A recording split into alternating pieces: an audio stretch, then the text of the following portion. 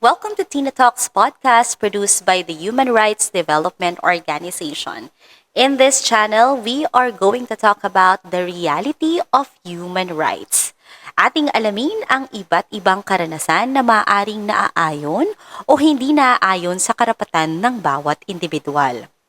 Samahan niyo ako at sabay-sabay tayong matuto kung ano nga ba ang karapat-dapat sa bawat isa sa atin. We are blessed this episode na makasama natin ng isang Gen Z who actively express himself through music. No other than Dominic Sadam or Doms. Hello po. Doms, anong year ka na ngayon sa iyong, he's already in college. Anong year ka na? Ako po ay second year sa TSU, Palawan State University or PALSO na ngayon. Studying Bachelor of Science and Civil Engineering. And Doms is very talented young man. Sakto lang po. Sakto lang, nagko-compose lang. Ay, grabe. Yan. Doms, we are talking about the Article 19, which is our freedom of opinion and expression. And you as into music, kumakanta po siya, and sabi niya kanina sa akin, ngayon ay naggigitara na din siya. Yeah. Yan. As influence ng father, ng daddy. Yes. And spiritual father. Yeah, tama. spiritual father. Ang kanyang coach. Hello kay Coach Hi, Coach. Vito. Doon sa ginagawa mo ngayon that you are really active in your hobby or your talagang passion in music, I should say. Paano nag-resonate sa'yo yung Article 19? Nung binasa ko po yung Article 19, ang na-realize ko lang po is kung meron na rin tayong freedom of expression sa akin po sa music. Goal ko talaga is maka-inspire for them to feel encouraged po sa lahat ng ginagawa nila. So sa mga songs, I hope that it would be, meron talagang impact na madadala kasi magpe-perform ka na lang din. Dapat matouch na yung puso nila, yung isip nila, and in a way, maka-encourage for them to do better po. So, yun, nagamit yung talents ko in singing, even sa songwriting, sa freedom of expression na tinutukoy in a good thing, which is to inspire and to encourage yung mga katulad ko rin youth to do better po sa buhay and to be, gawin lang ng maayos lahat ng bagay namin. You mentioned songwriting. Tama. Kapag nagko-compose ka, Doms, ano yung usually mong inspiration? Saan ka humuhugot? You are now, how young are you? 20 years old po. 20. 20 years old, composing a song. Anong hugot? Kasi po, syempre meron talaga mga song na love song. So, Yes. kapag love song, inspired yun syempre sa, talaga, sa babae na na-meet. Pero meron akong song na nasulat. Very personal siya sa akin. Na, lang, out of the feelings na nararamdaman. Kasi, may times na tayo gulong-gulo, di ba? So, when I heard the strum of the guitar, narinig ko lang yung melody. Doon na nag-pour out lahat ng thoughts. Yun, nanggagaling lang talaga sa'yo. Kasi when you write a song, lahat ng isusulat mo talaga ay sa'yo lang din mismo kung anong nararamdaman mo. Kasi ikaw yun eh. Bale, ang songwriting reflection talaga kung sino ka. So, parang season din siya. Kung Yeah, season ko. Anong nararamdaman for yun yung that malalabas season. mo. Oh. Ganun usually lahat ng artist. What was the last inspiration na meron ka sa huling song na kinompose mo? Na-mention mo kanina love. Yeah. Ayun po. Kasi maraming kind of love. Yeah. Ang love ko ay torpe lang. Torpe lang. Ano? Yun talaga. Yung song na nasulat ko. Gusto ko pala yung torpe sa generation mo. Parang Opo. sa amin lang yun. Siguro, kasi ayun, uso talaga siya. So, yun yung inspiration kasi nga, I was not able, syempre hindi ako confident sa sarili ko during those times. And yun yung laman ng song. So, does it mean na yung song composition mo na yun is expressing yourself through music kasi hindi mo ma-express sa tao? Yeah. Oh, so ang hindi na lang, parang nakuha ko lang dun sa sinabi mo is that even though yung mga taong introvert or like you that you cannot express Yeah. yourself directly doon sa tao, doesn't mean na ito ay crush mo siya or love mo siya, may paghanga ka sa kanya. There are also instances na meron ka lang din gustong mensahe iparating sa Yeah. kanya. Not necessarily about love. Yeah. But you can express it in a different way. Yeah. Like in your case, through music. Apo. Mamaya papakinig yan sa amin. Sure. Alright, speaking of that, related question. Meron ka na bang song composition? Not really necessarily your personal composition na song, but a song that is something personal sa'yo. Kasi somehow, or really helped you in your tough situation. Meron po. Actually, meron talaga. Yun yung nabanggit ko kanina na when I was at that point na naguguluhan talaga ako kung nag-make sense pa yung mga nangyayari sa paligid ko or sa ibang tao. Doon ko na sulat yung song. Parang in a way, yung song din mismo yung sumagot sa akin. Amazing ko yun. So, na-share ko rin siya sa kaibigan ko and perfect timing lang din kasi she's going through a tough time din. Sabi niya nga parang ano daw, ang naalala ko talaga na sinabi niya, katulad siya, parang na-remind siya ng song ng Ben and Ben. Kung na maalala yung song, pero yeah, it's really about doing better and kung bakit ba nangyayari yung mga bagay na nangyayari sa'yo. Sabi mo, may pinagdadaanan ka during that time. Apo. This is how many years ago? Matagal na po eh. Kasi hindi talaga So ako you are younger. Yeah, I was just... So you are in your teenage years. Yeah, If I may yes. ask those, ano naman yung pinagdadaanan ng isang teenage years na yun? Just share us your journey on that.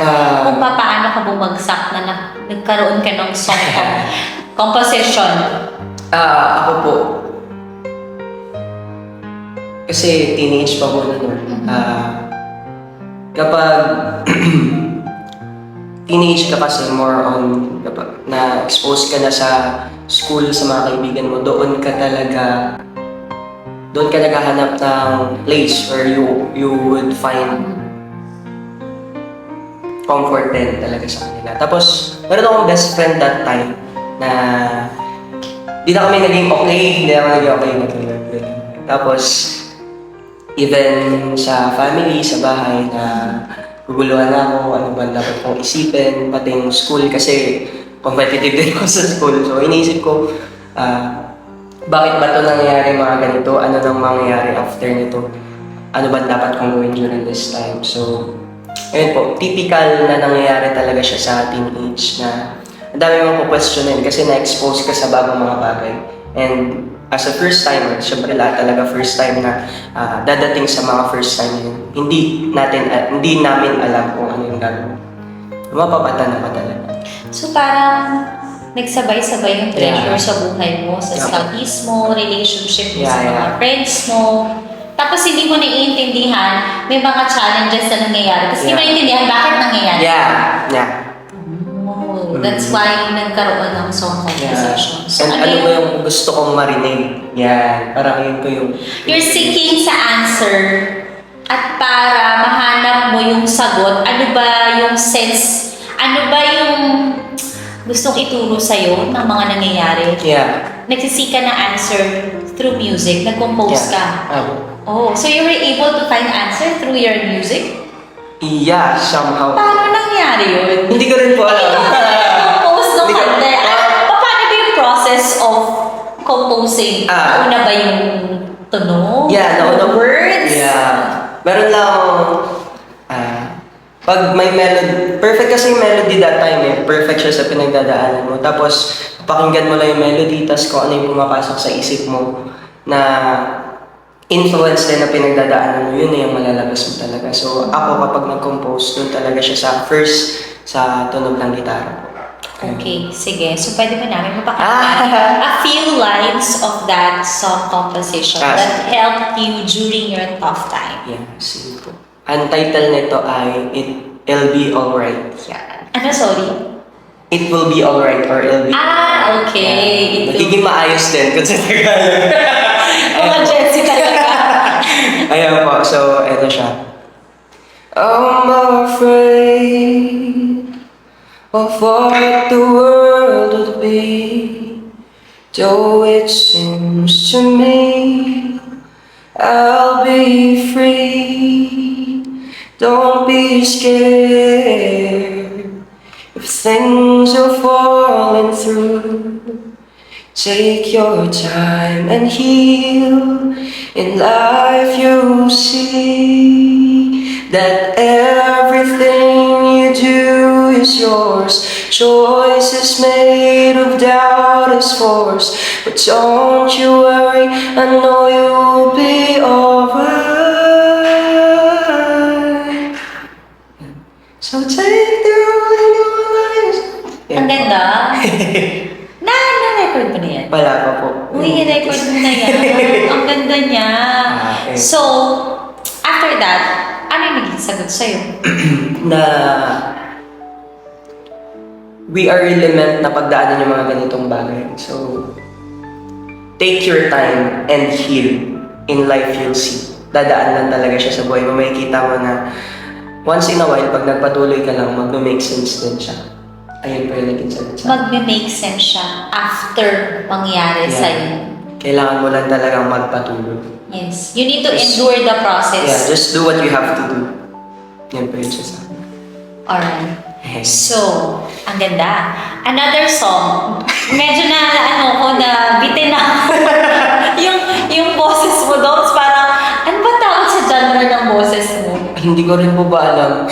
Doms genre. Ako na magpapangalan. Pero grabe, parang may healing, may peace na Wow. dala yung boses. Glory to God po. Yes, glory to God for that talent. Doms, this coming holiday season, we are going to celebrate Christmas. It's para sa lahat ng mga naniniwala at nagse-celebrate ng Christmas. What is your song or what is the song that best describes kung paano mo gusto i-celebrate itong darating na Christmas? First is, how special or paano mo ba sineselebrate yung Christmas sa iyo, sa family mo, with your friends? Ang typical Christmas ni Doms, 20 years old Doms. Ano ba? Ako kasi talaga ako people person. Kapag when it comes to celebration, gusto ko talaga madaming tao, sama-sama kami, sama-sama with the family. So, ayun po siya sa akin. Celebration ng Christmas, syempre dapat sabay-sabay kayong kakain, merong exchange gift. Yun Typical talaga masaya. Filipino celebration. Yeah, typical Filipino celebration. And this coming Christmas lang po ngayon siguro kasi si mama kasi ay wala dito na punta siya kay ate sa ibang lugar. So, hindi ko pa ma-imagine kung ano yung mangyayari. But First Christmas na hindi kayo kumpleto na magse-celebrate? nawala si mama kasi usually hindi na rin kami na-complete talaga pag Christmas. Okay. Kasi ang iba kong mga kapatid na sa ibang bansa na. Okay. Ayun siya. Na-remind lang ako nung recently na na-record namin sa church na song. Feeling ko yun din talaga ang pinakamagandang way for us to celebrate Christmas kasi yun naman talaga yung message niya, which is yung song na Give Love on Christmas Day. It's the ones of here when the world seems here and you like to find a way to show the things that words can say. Why don't you give love on Christmas Day? So, bakit yan? Bakit yan yung iyong emotion or feelings right now as you celebrate Christmas? Kasi po, more on sa buong taon, sa lahat ng months na meron ang year, yung December lang talaga ang time where we can freely give sa mga tao kasi sineselebrate talaga siya as giving. And sa pagbibigay natin, doon natin mas pagbibigay sa atin, pagbibigay natin sa iba, doon tayo nakakapag-express talaga ng appreciation natin sa mga tao, especially sa buong taon na lumipas. It's our way of giving back to them. kung appreciating them sa kung paano sila nakatulong sa atin, even just their presence. So, as we give love sa kanila, hindi lang talaga sa material things, even sa marami pang bagay that we can do so. Giving love talaga po sa Christmas, pinakamagandang way of celebrating it. Wala na pong iba. Yun na talaga siya. Wow. Yeah. Talk about it.